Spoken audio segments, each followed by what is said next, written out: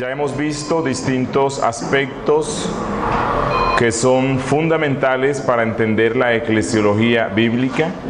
Vimos algo sobre la definición y naturaleza de la iglesia.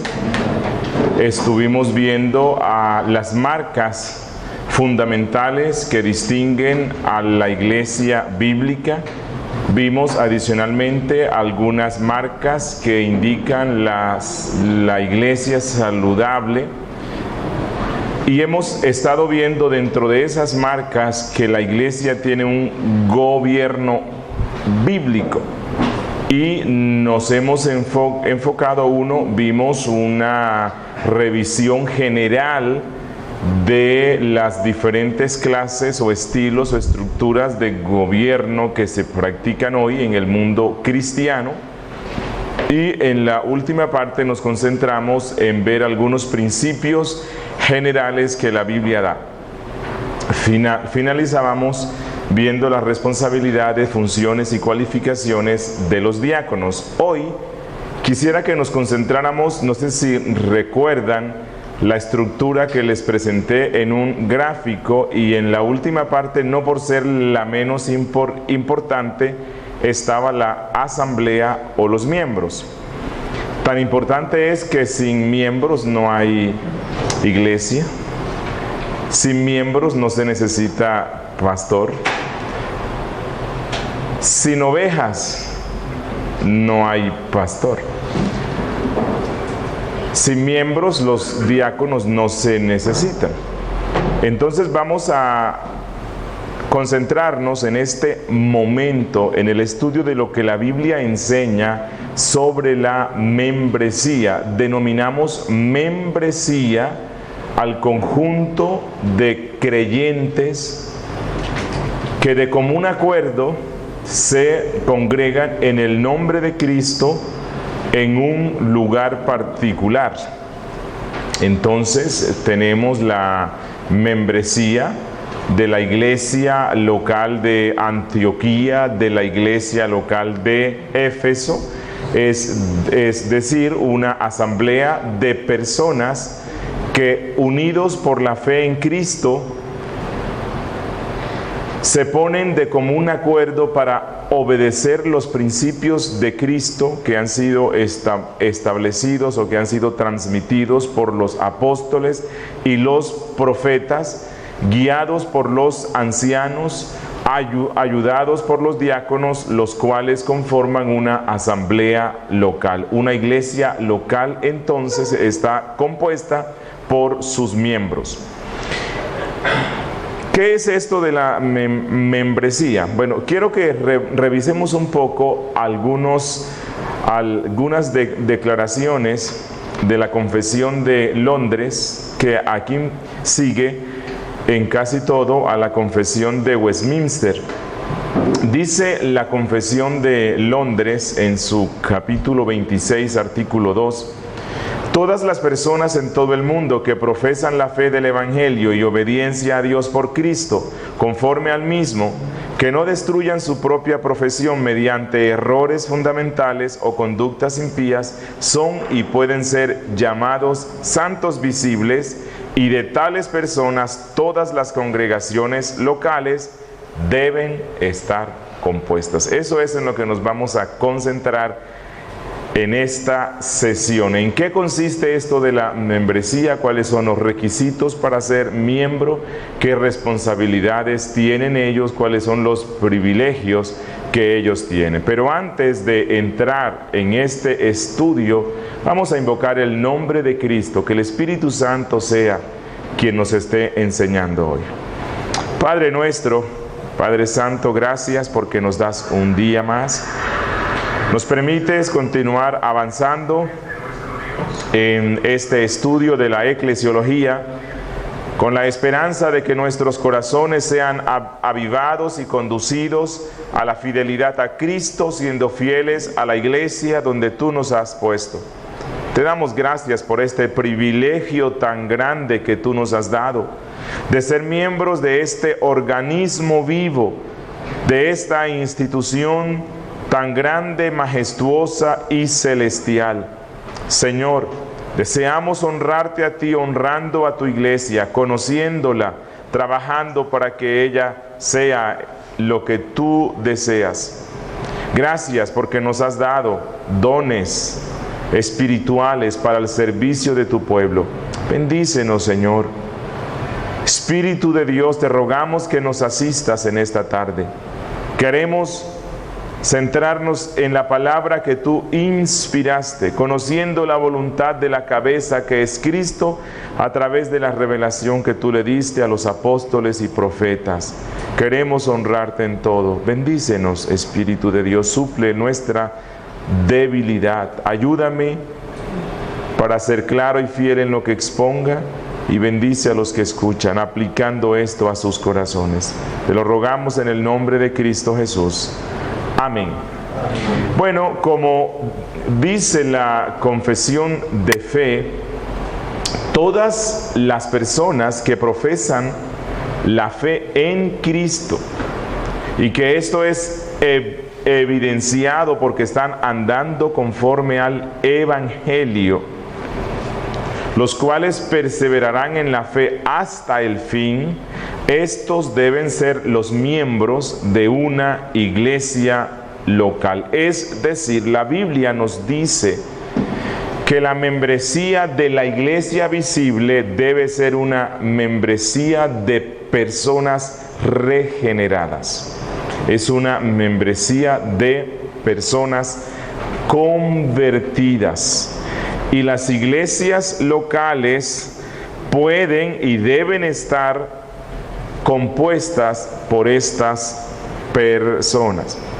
Obviamente, dentro de la membresía de las iglesias locales hay personas que no son regeneradas, no por descuido de los pastores, no por una recepción apresurada de miembros, mas sí por nuestra incapacidad para poder determinar de una forma firme y concreta el estado de conversión de algunos.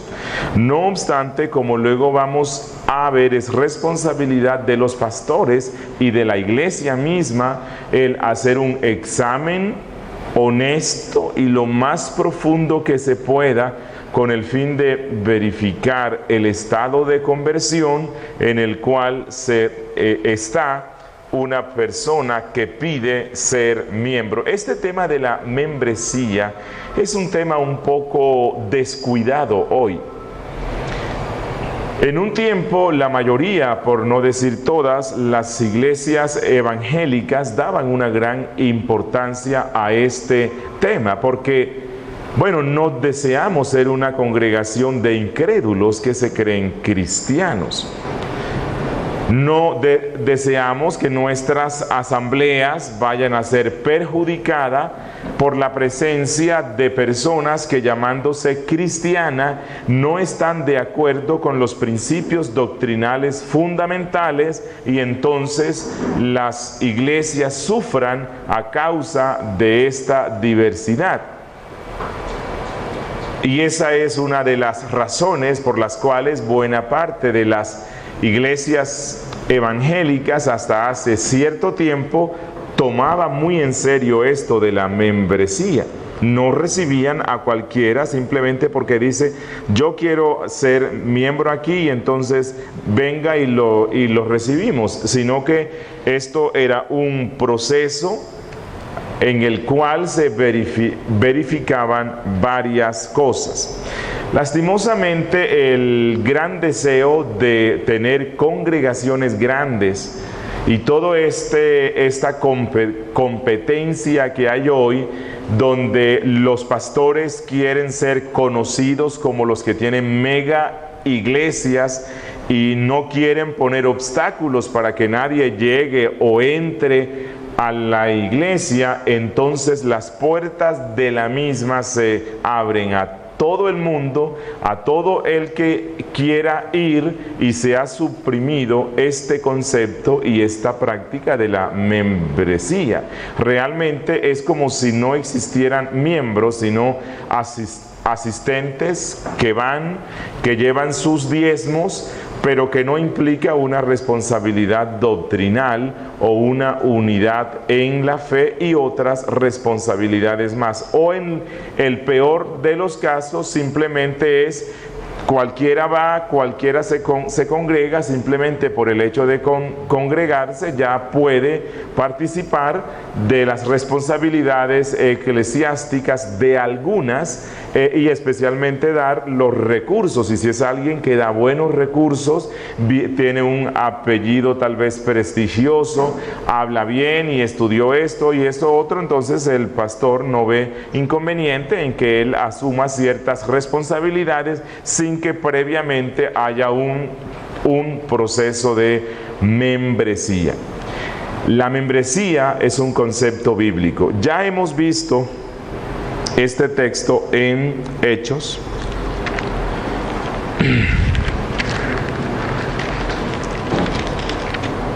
En Hechos capítulo 2.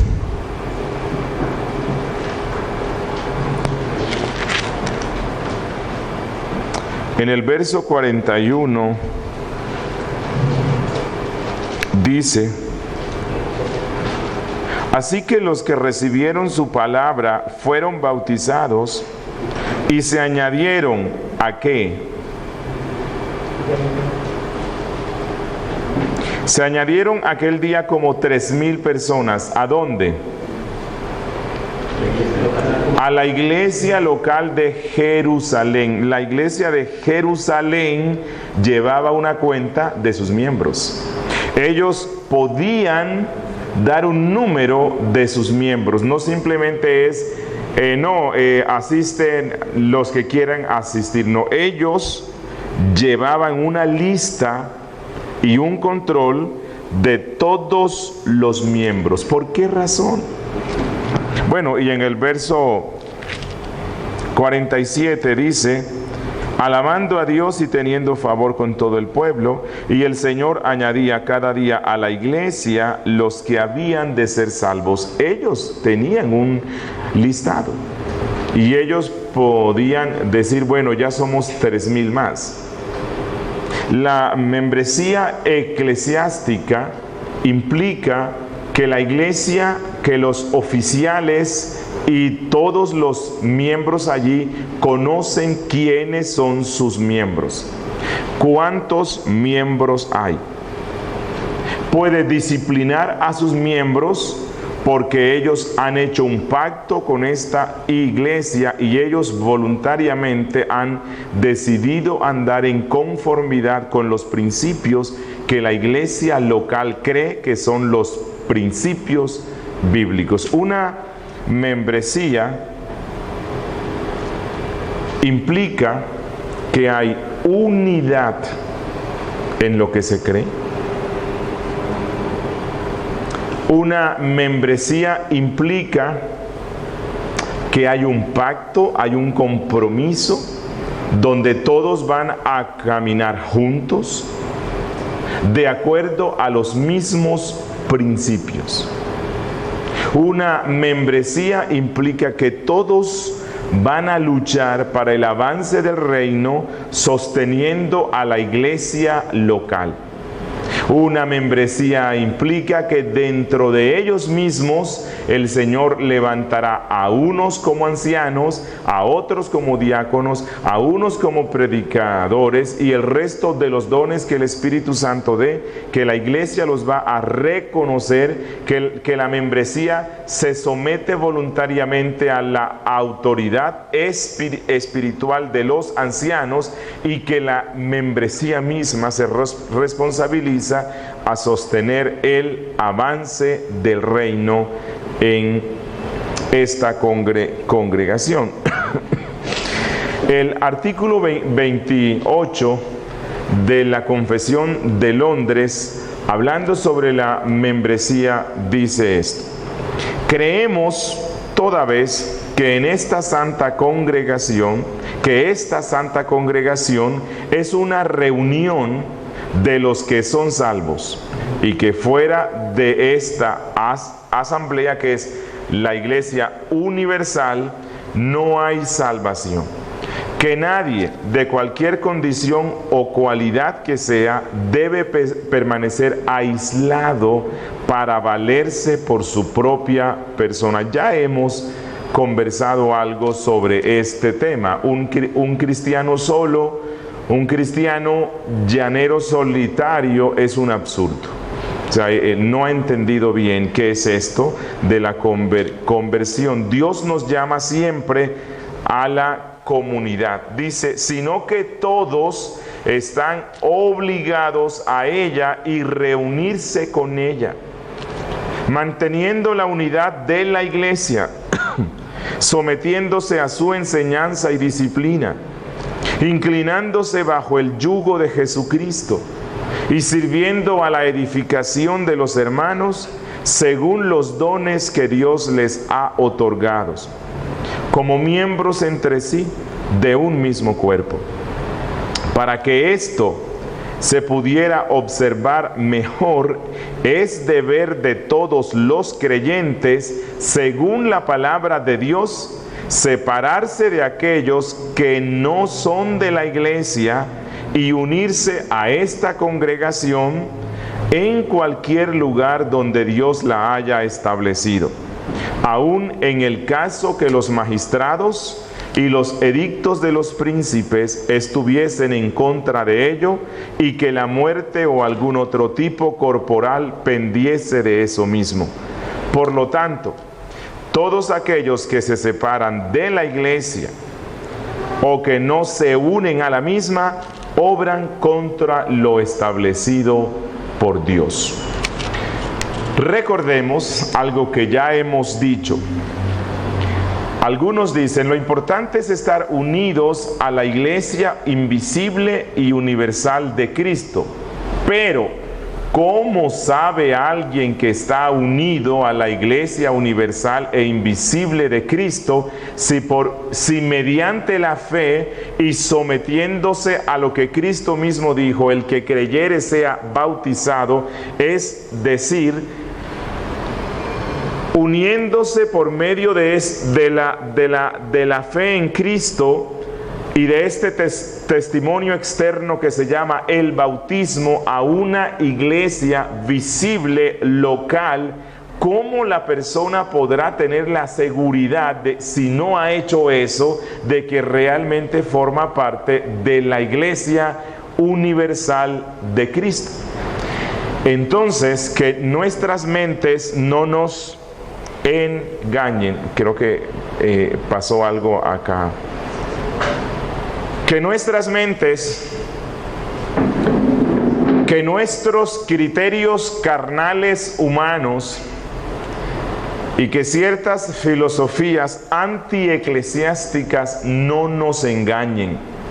La Iglesia Universal de Cristo e invisible está compuesta y se expresa únicamente por medio de iglesias locales visibles.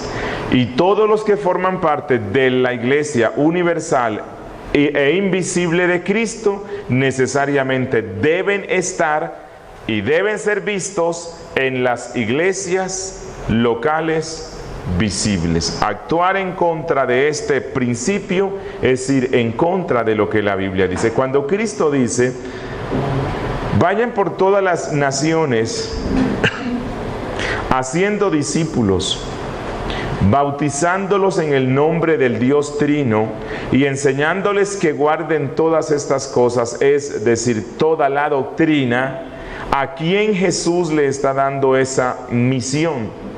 A la iglesia. ¿A cuál iglesia? A las iglesias que se pueden ver, no a la que no se puede ver. A las iglesias que se pueden ver, es decir, a las iglesias locales. Por lo tanto, si alguien es convertido y es bautizado, este bautismo no se puede dar por fuera del contexto de una iglesia local. Y este bautismo implica que luego esa persona va a ser recibido como miembro. El bautismo, como luego vamos a ver, me identifica con que yo he sido bautizado por el Espíritu Santo a la iglesia universal e invisible de Cristo, pero a la misma vez me identifica como un miembro más de esa iglesia local en la cual estoy siendo bautizado. Vamos a ver un poco a la luz de lo que la Biblia dice, cuáles son los requisitos para la membresía. Requisitos para ser miembros en una iglesia local. Bueno, en la Biblia se nos mencionan tres, o encontramos principios para estos tres requisitos para que alguien pueda ser recibido como miembro. Primero, hay un requisito espiritual. Segundo, hay un requisito ceremonial. Y tercero, hay un requisito organizacional que es obvio y lógico. ¿Cuál es el requisito espiritual para recibir a una persona a la membresía de una iglesia? Ya hemos dicho que la membresía de la iglesia bíblica es una membresía ¿qué? Regenerada. No se les vaya a olvidar esto. La membresía de una iglesia bíblica es una membresía regenerada. Por lo tanto, ¿cuál debe ser el requisito principal para recibir a una persona como miembro de la iglesia? Que haya sido regenerado. ¿Y cómo sabe uno esto?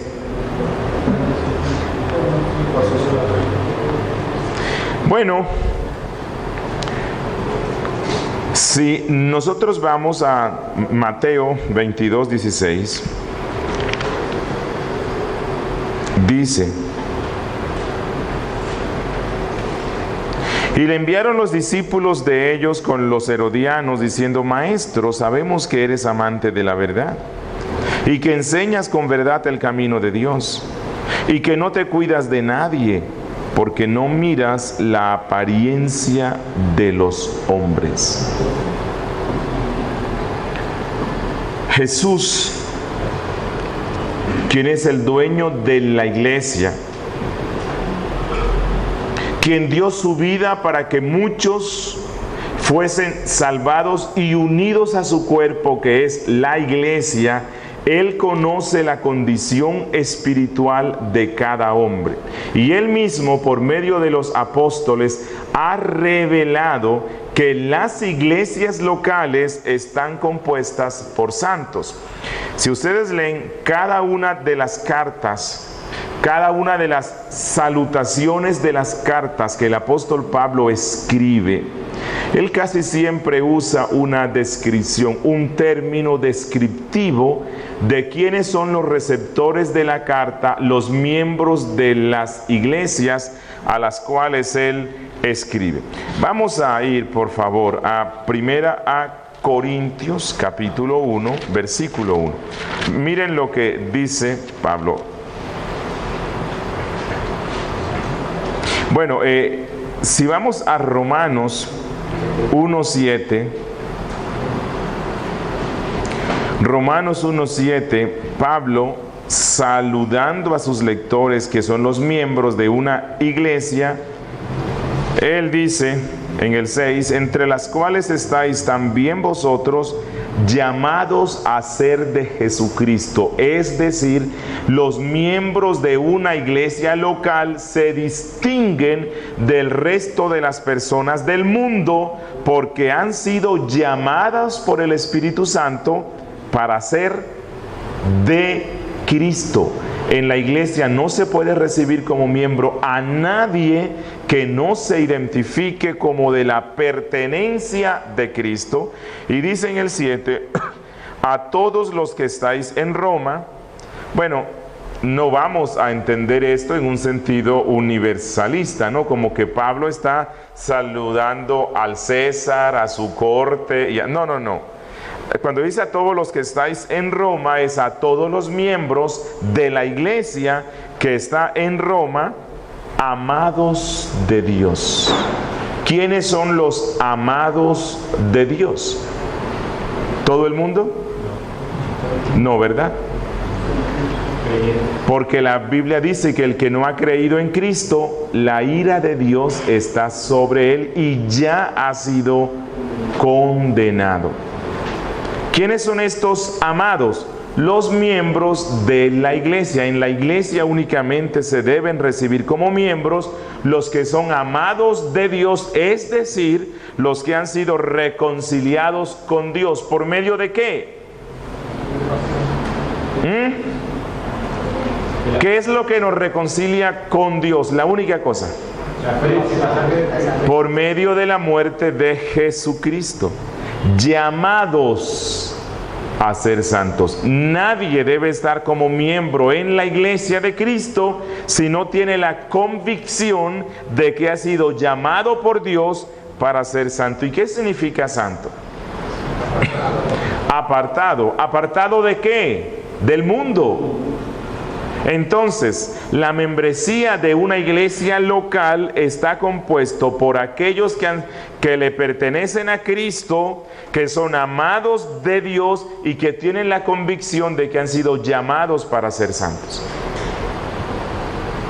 Si dentro de la iglesia se recibe a una persona como miembro, que piensa que Dios le ama mucho y que es salvo, pero no es consciente de la vocación que tiene de ser santo, este va a ser un problema para la iglesia local. Vamos a ir a 1 Corintios, capítulo 1, versículo 2. Esta es otra salutación de Pablo. Pablo dice que le escribe a la eclesía o a la asamblea de Dios que está en Corinto, es decir, a este grupo de personas que de común acuerdo se unieron para todos juntos seguir a Cristo. Eso es lo que es una iglesia local. No se les olvide, un grupo de personas creyentes que de común acuerdo se reúnen para seguir los principios de Cristo. Dice, a los santificados en Cristo Jesús. ¿Podrá alguien ser santificado por Cristo y no ser convertido? No. Así que Pablo dice que la iglesia local de Corinto principalmente estaba compuesto por los que han sido santificados por Cristo. Debieran serlo todos, pero a causa de que es muy fácil imitar algunos dones e incluso algunos frutos del Espíritu, pero no se imitarán para siempre. Algún día saldrá a la luz que eran imitaciones, y a causa de la imperfección de los pastores, en muchas ocasiones se nos introducen algunos Judas y algunos Demas. Llamados a ser santos con todos los que en cualquier lugar invocan el nombre de nuestro Señor Jesucristo, Señor de ellos. Una iglesia está compuesta por personas que han sido llamados por Cristo, santificados por Cristo y reconocen el señorío de Cristo. Segunda a Corintios.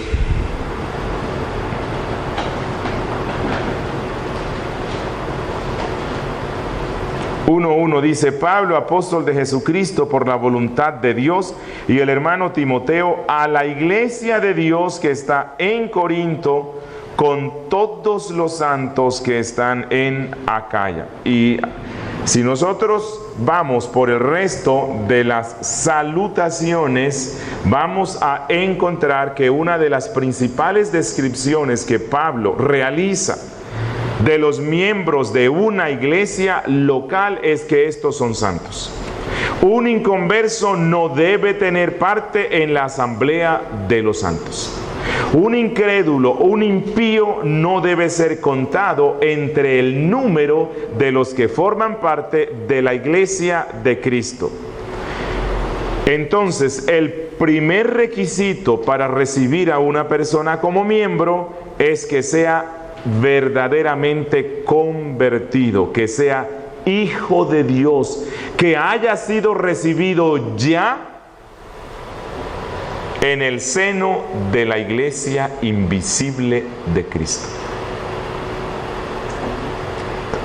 Que haya sido ya bautizado por el Espíritu Santo al cuerpo de Cristo.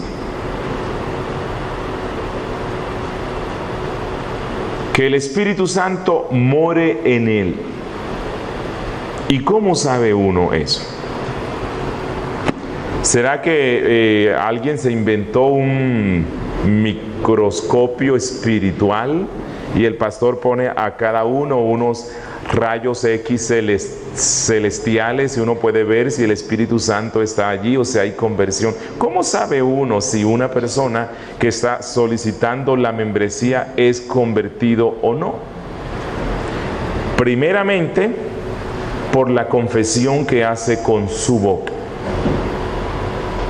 Es decir, el tal debe ser capaz de hacer una profesión de fe honesta y sincera en Cristo.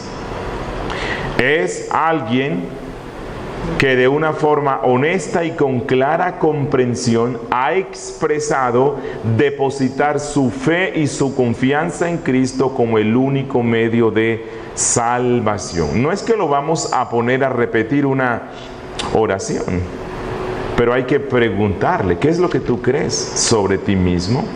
¿Qué es lo que crees sobre tu situación espiritual? ¿Qué es lo que crees sobre Cristo? ¿Has venido a Cristo? Y esta profesión de fe, verbal o escrita, porque puede que alguien no tenga la capacidad de hablar, ¿no? Pero hay que preguntarle, hay que tener la certeza de que él sí tiene esta convicción en Cristo como su Salvador. Debe estar dispuesto a seguir a Cristo, las directrices de Cristo. 2. Otro requisito para recibir a una persona como miembro es el bautismo, el cual es el requisito ceremonial. Ya hemos visto: 1 es espiritual, verdadera conversión. 2, un requisito ceremonial, es decir, el bautismo. El bautismo marca el inicio o la introducción de una persona a la iglesia local. Ya hemos visto en Hechos 2 que las personas que depositaban su fe en Cristo lo hacían con una prueba externa, bautizándose. Hechos 10:47 dice: entonces respondió Pedro: ¿puede acaso alguno impedir el agua para que no sean bautizados estos que han recibido el Espíritu Santo también como nosotros? Y mandó bautizarles. Entonces ven, el requisito primario es el espiritual, la conversión. Pablo dice: estos ya tienen evidencia de que hay conversión en sus vidas. El Espíritu Santo está sobre ellos. Ahora, hay otro requisito y es este ceremonial.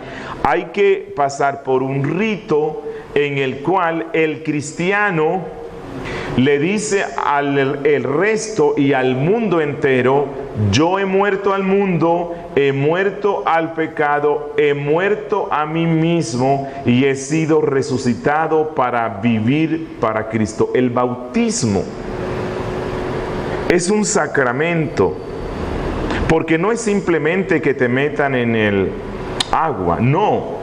El bautismo es que cuando tú eres sumergido en las aguas y tú eres levantado,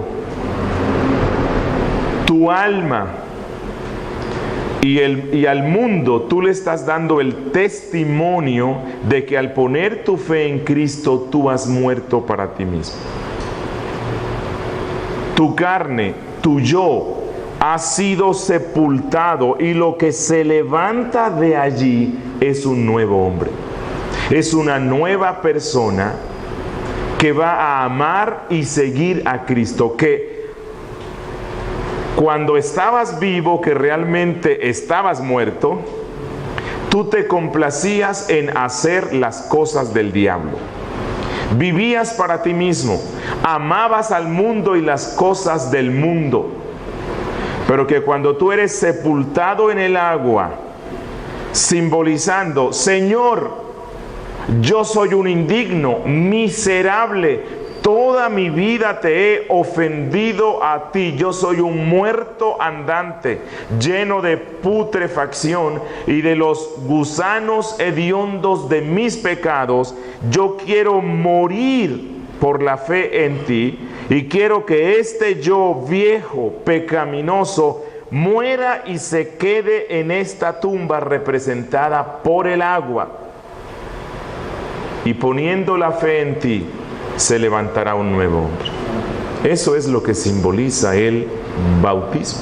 Es un símbolo externo de una realidad espiritual externa que ya ha sido efectuada antes. ¿Cuándo se efectuó? En el instante en el cual usted puso la fe en Cristo. En el momento en el cual usted depositó su confianza en Cristo y le trajo su alma, sus pecados, todo lo que es, y le dijo, Señor, sé propicio a mi pecador, en ese instante pasó eso. Pero esta ceremonia, este rito que es el sacramento del bautismo, es un sello, una reafirmación, una confirmación para tu alma y un testimonio ante el resto de que eso que tú estás haciendo externamente, ser sepultado en el agua y luego levantado, es lo que ha pasado contigo. Y ese es un requisito que deben cumplir todos. Habrá unos que tendrán tiempo para cumplirlo, habrá otros que no, como el ladrón en la cruz. Habrá algunos que serán injertados al cuerpo de Cristo, a la iglesia en su aspecto invisible y universal, e inmediatamente parten de este mundo y no tendrán tiempo de este requisito. Y en esto quiero explicar, el bautismo no es un requisito para la salvación. El único requisito para la salvación es ¿cuál? Arrepentimiento y fe. ¿En quién? En Cristo. Pero el bautismo es un requisito que se le pide a todo aquel que se identifique como creyente para que sea unido visiblemente a la iglesia local visible, que es una representación de la iglesia en su aspecto universal e invisible. Como dije antes, hay algunos grupos que se llaman gran comisionistas, y no sé por qué será que se llaman así, porque no cumplen con toda la gran comisión, los cuales no consideran importante el que las personas se bauticen. Jesucristo mismo lo mandó. Y los apóstoles interpretaron el mandato de Cristo no como que, bueno, los que quieran pueden bautizarse, o los que puedan ir al Jordán pueden... No, ellos interpretaron las palabras de Cristo como que esto era una orden que indefectiblemente debe ser cumplida. Todo aquel que ponga su fe en Cristo debe ser bautizado. Por lo tanto, en la membresía de la iglesia local no debe ser recibido nadie que previamente haya sido bautizado. El bautismo indica que la persona voluntariamente ha tomado la bandera de Cristo, que la persona ha decidido obedecer a Cristo y lo reconoce como su Señor. Cuando una persona se llama cristiana y no se bautiza, no está aceptando el señorío de Cristo. El bautismo es identificación. Cuando yo me bautizo en el nombre de Cristo, en el nombre del Dios Trino, estoy identificándome con Cristo. Estoy diciendo: Cristo, tu causa ahora es mi causa. En este momento estoy entrando a tu ejército en esta tierra y voy a ser un soldado que luche por tu causa aquí. Úsame, Señor. Y un tercer requisito para la membresía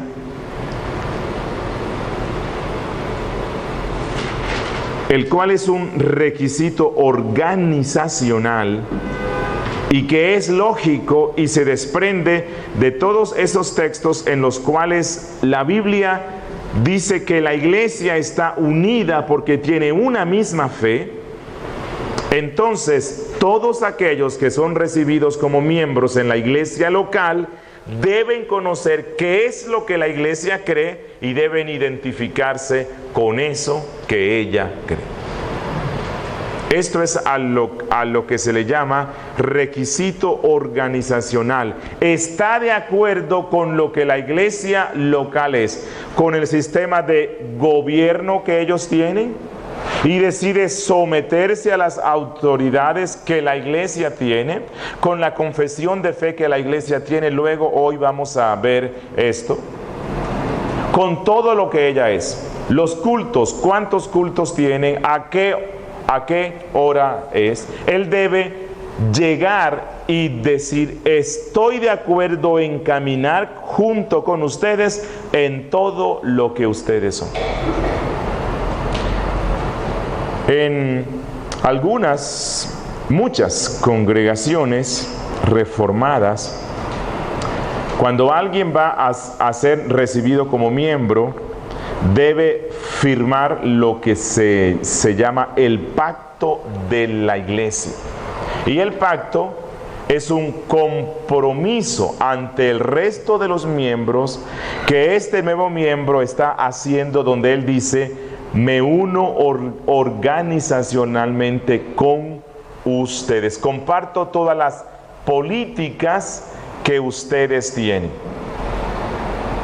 No es algo así como: ok, sí, yo sí, está bien, voy a ser recibido como miembro, quiero ser miembro, pero yo no reconozco como pastor a uno de los tres que están ahí. Es que no me cae bien. Bueno, no puede ser recibido como miembro. No, es que no estoy de acuerdo que las ofrendas que se recogen sean administradas por una junta o por los diáconos. No, yo no estoy de acuerdo con eso. Bueno, si no está de acuerdo con ese tema, no puede ser recibido como miembro. No, es que ustedes tienen en la semana solamente tienen 2 cultos y yo quisiera que fueran 5, así que a mí no me agrada eso. Bueno, no puede ser recibido como miembro. Es que ustedes tienen 3 cultos y yo no quiero sino solamente ir a un culto. Yo creo que solamente debe haber un culto. Bueno, no puede ser recibido como miembro. ¿Por qué? Porque no hay un acuerdo organizacional. Él no está en armonía con lo que ese cuerpo local es. Ya voy a terminar. La Confesión de Londres, en el capítulo 26, artículo 6, hablando sobre este tema, dice: los miembros de estas iglesias son santos por su llamamiento y en una forma visible manifiestan y evidencian por su profesión de fe y su conducta su obediencia al llamamiento de Cristo. Y escuchen lo que sigue: y voluntariamente. Nadie puede ser forzado a hacerse miembro de una iglesia local.